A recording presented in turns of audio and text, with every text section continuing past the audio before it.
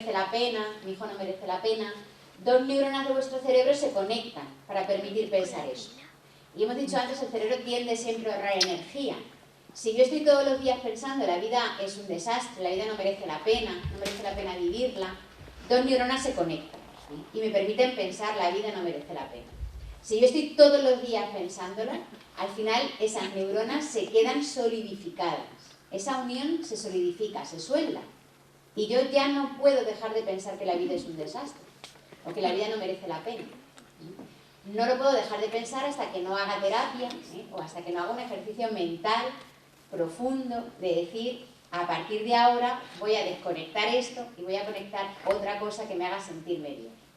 Porque además, cuando yo pienso esto, segrego unas hormonas que se llaman neuropéptidos y que son distintas para cada emoción.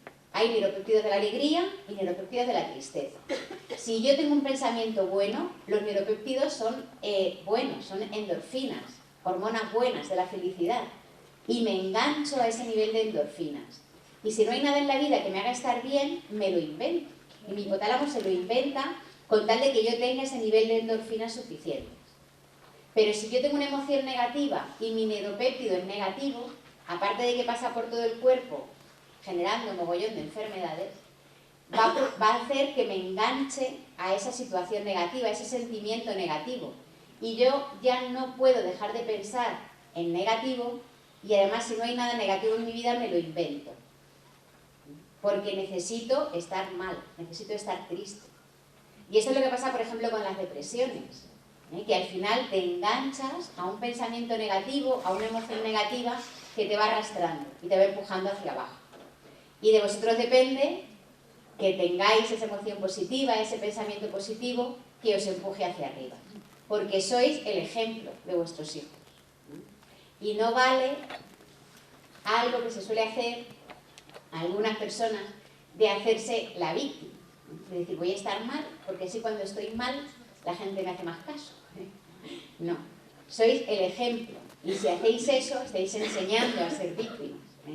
Es mucho mejor que vuestros hijos vean en vosotros el ejemplo de fortaleza, el ejemplo de fuerza, de qué tengo que hacer para, a pesar de las circunstancias, estar bien. Y cómo puedo, a pesar de las circunstancias, ser feliz. Y ese que yo creo que es la mejor herencia que le podemos dejar a nuestros hijos. Ya que no les vamos a dejar finca, por lo menos muchos de nosotros, por lo menos les dejamos esa fortaleza. Y eso precisamente es la inteligencia emocional, esa capacidad que yo tengo para, a pesar de las circunstancias, ser feliz y gestionar bien mis propias emociones. Porque el estado de ánimo lo decidís, aunque os parezca mentira, lo decidís cada día. No depende de las circunstancias, depende de cómo tú te tomes las circunstancias.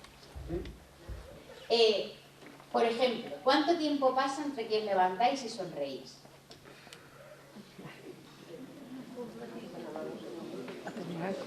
¿Mucho? Me apuesto y todavía no he sonreído. Muy mal, muy mal. Un día pregunté esto en un curso y una persona me dijo, cuando miro al lado y veo a mi mujer. Quiero casarme. No, pero es importante, porque claro, si vives con alguien, pues, que no pase mucho tiempo hasta que le sonríes y le das los buenos días. Pero si estás cabreada con esa persona, por lo menos miraros al espejo y sonreír, porque además así activáis todas las neuronas espejo, activáis endorfinas, estáis contentos para todo el día. Insisto, a pesar de las circunstancias. ¿Qué pasa? Que hay veces que no es que me guste estar mal, pero sé cómo estoy cuando estoy mal. Y sé además cómo están los de a mi alrededor cuando estoy mal. Entonces me quedo ahí. Y me da miedo dar el salto y cambiar. Y lo único importante es que decidáis ser felices. Y decidáis todos los días ser como el amiguito de Winnie the Pooh, Tiger, que es una persona alegre, optimista, que está siempre contento. O que decidáis todos los días ser Igor, el otro amiguito de Winnie the Pooh, que es una persona triste, que está siempre quejándose y siempre está triste. Y no sé si sabéis que la vida son 2 días, ¿verdad? La mitad son noches, la otra mitad laborables. Y hay que intentar disfrutar el máximo posible. Y todo depende de vuestra percepción, de cómo veáis la vida. del color del cristal con el que veáis la realidad. Porque depende de dónde os centréis, veréis una cosa o veréis otra. Por ejemplo, esto lo hemos hecho esta mañana también con los chavales. Si miráis en lo negro, ¿qué veis? Y si miráis lo blanco, dos caras. Depende de dónde centréis la percepción, veréis una cosa o veréis otra. Y en la vida es así. Puedes centrarte en lo malo o puedes centrarte en todo lo bueno que tienes alrededor. Tú decides en qué te quieres centrar, en qué quieres centrar tu atención. Este es muy curioso, es que me gusta a mí mucho enseñar. ¿Veis ahí dos cuadros, el A y el B? ¿Verdad? ¿Cuál es más claro, el A o el B? El B es más claro, ¿no? Muy bien. Bueno, pues yo ahora lo voy a tapar, pero lo voy a tapar en plan cutre. Quiere decir que si lo viéramos en un papel y lo tapáramos con las manos, el resultado sería el mismo. Voy tapando todos los cuadrados. ¿Cuál es más claro? Y no lo he cambiado, lo prometo que no le cambio el color. Mira, si lo echo para atrás... No. La sombra no es. La sombra sería si el objeto estuviera en 3 dimensiones, ¿no? Que yo le tapo la sombra y entonces cambia la luz. Pero es un dibujo. Por lo tanto, la sombra no tiene nada que ver. Pero al taparlos todos, el A y el B no tengo nada con lo que compararlos. Y entonces los veo igual. Ese es el truco. Si no tenéis nada con lo que compararlo, no lo comparéis vuestra situación con nada de lo que hayáis vivido antes, pues al final solo tendréis una percepción. Lo importante es que abráis vuestra percepción y que valoréis vuestras circunstancias en todo lo positivo que puede llegar a ser, pensando en todo lo negativo que podría llegar a ser. Y qué bien que estamos, de verdad. Qué bien que estamos. Es así. Además, otra cosa importantísima, el estado de ánimo no solamente lo decidís, sino que además lo transmitís. Y transmitís el estado de ánimo a vuestros hijos, a través de lo que se llaman las neuronas espejo. Unas neuronas que tenemos en el cerebro que lo que nos hacen es facilitarnos el aprendizaje. Por ejemplo, cuando nosotros... Ahí os enseño esto. Cuando estamos aprendiendo a hablar, lo que hacemos primero es que se activan las neuronas espejo para ver cómo se mueve la boca y entonces aprendemos a hablar. Cuando vemos a alguien bostezar, las neuronas espejo se activan y bostezamos nosotros también. Porque lo que hacen las neuronas espejo es imitar lo que están viendo.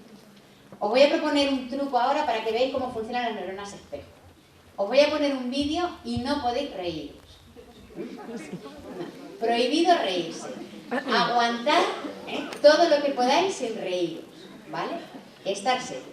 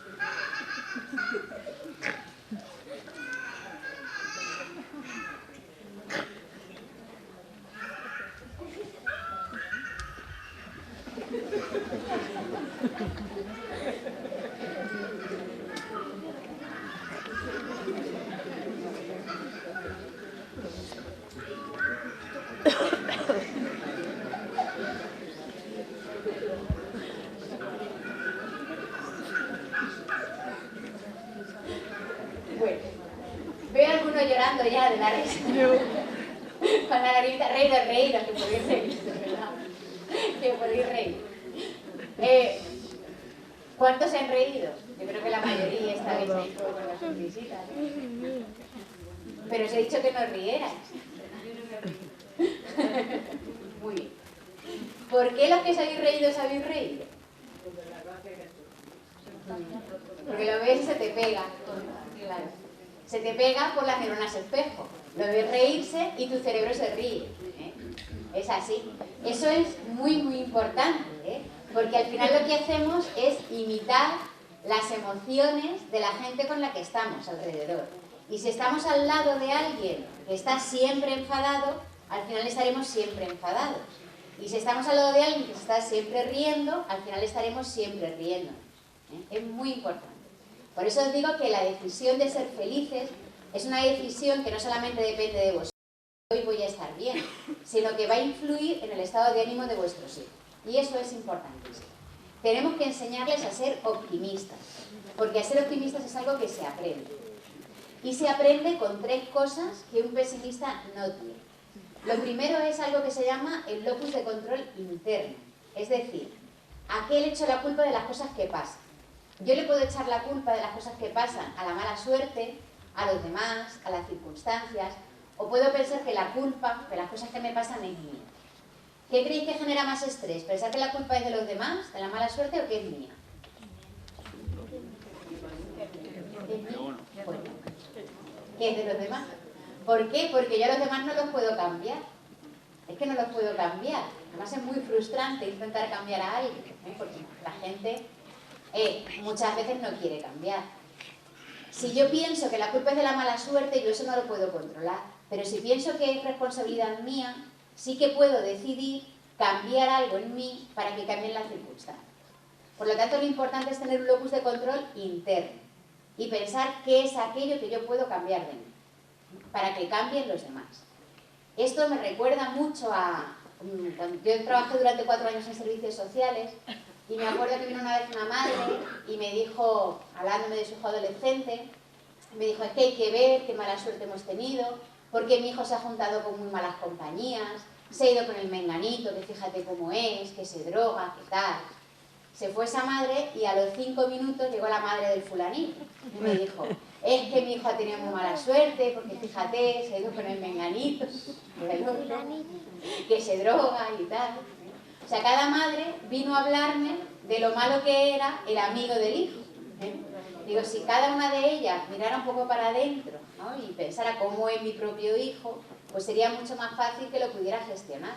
Porque al hijo del otro no lo vamos a poder cambiar. Ya nos cuesta el nuestro, cuanto ni más, al hijo del otro. Otra cosa importante que hace un optimista y que un pesimista no hace es pensar que las cosas cambian. Y esto es muy importante. ¿Por qué? Porque el pesimista piensa que va a ser todo malo siempre.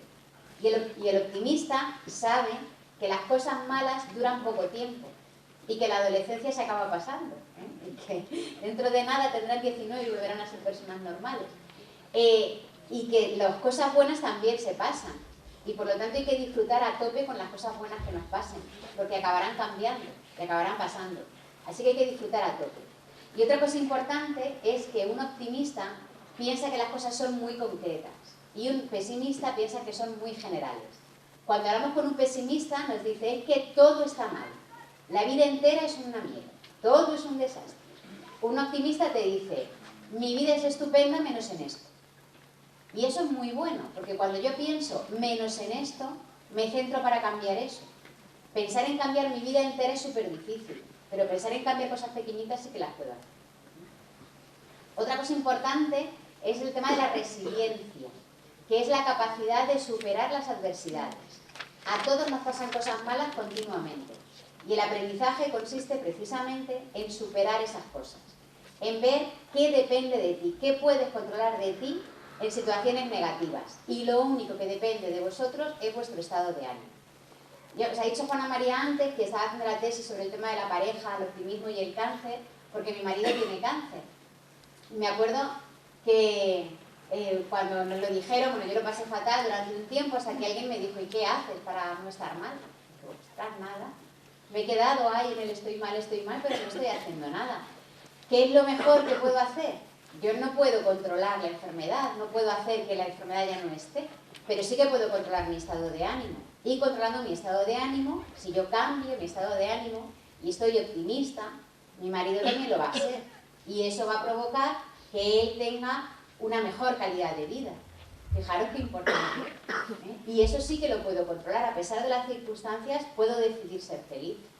Y puedo ser feliz, estar feliz hoy. Aunque lo demás no lo pueda controlar, mi estado de ánimo es lo único que depende de mí. Y eso es importantísimo. Y por supuesto hay que tener muchísimo sentido del humor.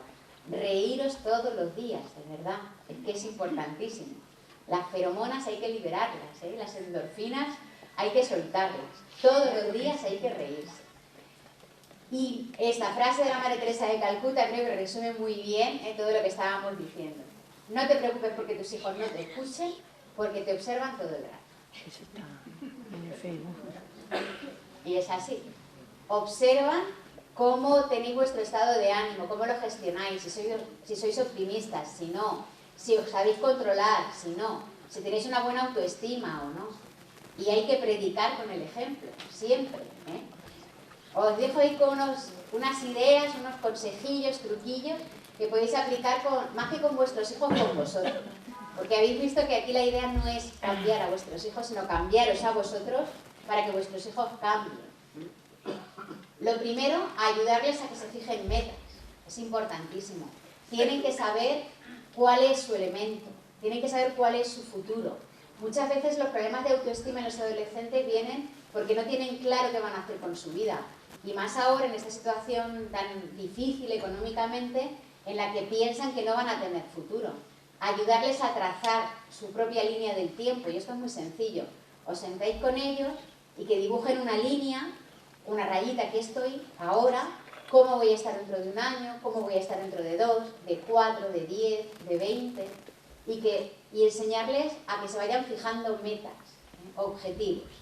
Hay una diferencia importantísima entre los sueños y los objetivos, y es el plazo del tiempo. Es decir, yo puedo pensar que mi sueño es ir a Brasil, y eso es solo un sueño, pero si le pongo una fecha se convierte en un objetivo. Si yo digo, me voy a ir a Brasil antes de abril del 2015, pues ya sé que tengo que ponerme la hucha ya. Si me quedo solo y me gustaría ir a Brasil, al final seguro que no me voy nunca. Por lo tanto, hay que ayudarles a fijar metas, objetivos. Bueno, se va a poner un vídeo, pero como no se oye, no funciona. Importantísimo que les enseñemos la diferencia entre hacerlo, poder hacer, querer hacer y saber hacer. Tenemos que ayudarles a subir con esta pirámide. Lo normal es que empiecen aquí, no lo voy a hacer, y no por nada, sino porque no saben. Muchas veces no saben hacerlo, o no pueden hacerlo. Vamos a ayudarles a subir hasta el sí se puede. Con los niños pequeñitos, en infantil, en 3 años, se lo comentaba antes a una compañera, lo que hacemos es lo que se llama el entierro del no puedo. Esto es un ejercicio muy bonito, que les decimos, nos tienen que decir qué es lo que no pueden hacer, o lo que no saben hacer, y a lo mejor nos dicen, abrocharme el abrigo yo solo, colorear sin salirme, lo que sea. Eso lo apuntamos en un papel, lo metemos en una cajita de zapatos y lo enterramos en el patio del colegio. Incluso en un colegio le han puesto una lápida con unas flores y ponen no puedo. Y entonces los niños de 3 años se han pasado todo el curso desde septiembre que enterramos la cajita, chivándose cuando algún amigo dice no puedo hacer algo. Ha dicho no puedo, ha dicho no puedo. Y no puede decirlo porque está enterrado. Porque saben que no pueden decir no puedo. Está prohibido porque está enterrado y ahí se ha quedado. Y es importante que les ayudemos a demostrarles que no hay nada imposible y que todo se puede conseguir. Todo lo que se proponga se puede conseguir. No les pongáis etiquetas. Nada de es que eres vago, es que eres tonto o es que eres listo. Hay que hablarles sobre comportamientos concretos, sobre emociones concretas, sobre todo sobre cómo estáis vosotros. Cada vez que haces esto yo me siento mal. No es lo mismo que decirle es que eres tonto. No es lo mismo. ¿Por qué? Porque si yo le digo es que tú eres no sé qué, lo normal es que mi hijo se ponga a la defensiva. Y entonces me ataque insultándome. O me ataque poniéndome a mí también una etiqueta. Es mucho mejor que le habléis sobre cómo vosotros os sentís. Y que cambiéis y pedirle que cambie una actitud concreta. No que cambie de forma de ser. Otra cosa importantísima. Intentar valorar qué porcentaje del tiempo que estáis con vuestros hijos estáis vosotros hablando y cuánto estáis vosotros escuchando. Y seguro que gana el tiempo en el que estáis sermoneando. Seguro. Pues tratar de sermonear menos, de hablar menos y escuchar más. Hay una frase que dice que el Señor nos ha dado 2 orejas y una boca para oír el doble de lo que hablamos. Quizás, que es importante. Otra cosa, no os escandalicéis por nada. Aunque luego sí, o sea, cuando cuenten algo luego decimos, ay, mi madre me va a hablar. Pero intentad no escandalizaros delante de ellos, porque eso resta confianza, y hace que os dejen de contar cosas. Si os cuentan algo y os llevéis las manos a la cabeza, no van a volver a contar nada más. Así que intentad no escandalizaros delante de ellos, verlo todo con mucha más naturalidad. Lo que os comentaba antes, contarle vosotros vuestras cosas, las cosas que os preocupan, lo que os ha pasado en el trabajo, lo que os ha pasado en casa, lo que os pasa, lo que sentís, porque la comunicación es parte de 2. Si no, solamente mi hijo me está informando de lo que le pasa, pero no nos estamos comunicando. Para que haya comunicación tiene que haber una respuesta y tiene que haber un doble juego. Él me cuenta, yo le cuento. El quid pro quo que decíamos antes. Pensar que la adolescencia se pasa con el tiempo, de verdad, es algo que dura poco. El chiste, no sé si lo veis bien, que no te preocupes, mamá, solo estás atravesando una fase. O sea, muchas veces la adolescencia yo creo que la pasamos más los padres que los hijos. Ser capaces de rectificar y ser capaces de pedir perdón. Cuando le pedís perdón a vuestros hijos por un mal comportamiento que habéis tenido vosotros, por una salida de tono, por una reacción un poco desmedida, les estáis enseñando a gestionar bien a nivel emocional. Y no estáis perdiendo autoridad. Porque ¿qué autoridad tenéis si ya no tenéis ninguna? ¿Qué más da? Pedirles perdón. Nunca digáis las frases estas de porque sí o porque soy tu padre, porque soy tu madre. ¿Qué tipo de razonamiento es ese? De verdad, explicarme. El porque sí no es un razonamiento. Y el porque soy tu padre, porque soy tu madre o porque soy tu abuela no es una excusa. No pretendéis que razonen con esto, porque así no se razona. Enseñarles la diferencia entre lo que es desear y lo que es necesitar. Y esta diferencia va a ser fundamental en sus vidas. No es, si nos dicen, necesito unas Nike, les podemos decir no. Necesitas unas zapatillas y deseas unas Nike. No es lo mismo. No es lo mismo. ¿Vale? Hay que enseñarles a esperar. Esto es importantísimo. Estamos ahora mismo en una etapa en la que tienen las cosas inmediatas. Queremos ver una noticia. Antes, cuando éramos nosotros pequeños, que no hace tanto, total hace 2 días, nos esperábamos a las 9 que saliera el telediario para enterarnos. Y si eran las 3:30 de la tarde, pues te aguantabas, porque a no ser que hubiera un avance informativo, hasta las 9 no te enterabas. ¿Quieres tener ahora una información? Coges el móvil y lo ves. No tienes que esperar. Están aprendiendo a no esperar. Y cuando son pequeñitos, y les enseñamos a no esperar, a tener lo que quieren ya en este momento, les estamos enseñando a no tener autocontrol. Con las madres y los padres de los niños de infantil y de primaria siempre se lo digo. Si vuestro hijo dice quiero algo y lo quiero ya y se lo dais, les estáis enseñando que cuando sean adolescentes y quieran pasárselo bien y lo quieran ya, se metan en una raya y ya veréis que lo consiguen. Hay que tener autocontrol y aprender a esperar las cosas buenas. Y las cosas buenas muchas veces es lo que deseas, pero no lo que necesitas. ¿Necesitas unas zapatillas? Te las compro. ¿Deseas unas Nike? Tienes que esperar. ¿Vale? Utilizar siempre un lenguaje positivo, siempre. Porque cuando utilicéis un lenguaje negativo, el cerebro se pone en modo negativo. Por ejemplo, no penséis en un dragón. Otra vez no me habéis hecho caso. Habéis pensado en un dragón. Porque cuando yo digo no penséis en un dragón, el cerebro tiene que pensar en un dragón para dejar de pensar en un dragón. Si yo le digo a mi hijo, hasta que no recojas no sales, le estoy diciendo 2 negaciones. Y mi hijo se activa en modo negativo.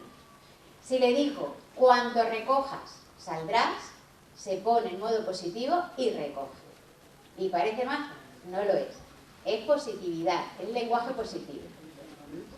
Esto también es una ejercicio que hacemos mucho con los padres, que le decimos, Cuando le vayas a dar a tu hijo una instrucción, o le vayas a echar una bronca, o le vayas a decir que haga algo, apunta primero en un papel cómo se lo vas a decir. Y luego lo dices. Y luego te planteas, cuando acabe el día, cuántas veces te ha hecho caso conforme lo que tú le has dicho. Y ya veréis como cuando le dices la frase en negativo, la respuesta es negativa. Y cuando le decís la frase en positivo, la respuesta siempre es positiva. Y hacen caso utilizando un lenguaje positivo. Ahí está, acordaros siempre de lo que os he contado de las naranjas. Vuestros hijos ya saben hablar. Ya no solamente lloran y ya está, sino que saben hablar. Preguntarles qué necesitan, preguntárselo, porque muchas veces lo que les hace falta es simplemente que se lo preguntéis. Otra cosa importantísima que tenéis que pensar es que la educación es cosa de 2. Bueno, y muchas veces de 3, o de 4, o de 5. Pero es verdad que a pesar de que haya un divorcio, que haya una separación, las cosas básicas hay que negociarlas y hay que tenerlas siempre claras.